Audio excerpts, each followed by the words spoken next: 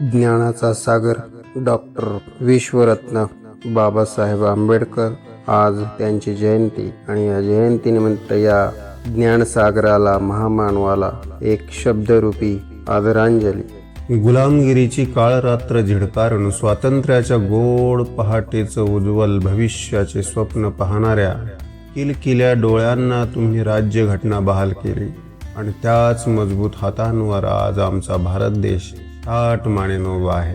अरे माणसा, कधी होशील तू माणूस, असा प्रश्न विचारणाऱ्या बहिणाबाई आजही उत्तराच्या प्रतीक्षेत आहे।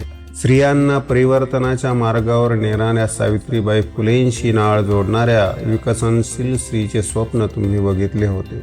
अन्यायावर उभ्या असलेल्या समाज व्यवस्थेचे ज्यांना चटके बसतात त्यांनाच परिवर्तनाची आज जास्त असते। तुम्ही इथला भेदाभेद क्रांतीदर्शी तत्व नयनांनी जाळण्याचा प्रयत्न केलात। तुम्ही सुरू केलेला संस्कृती संघर्ष आजही सुरू आहे।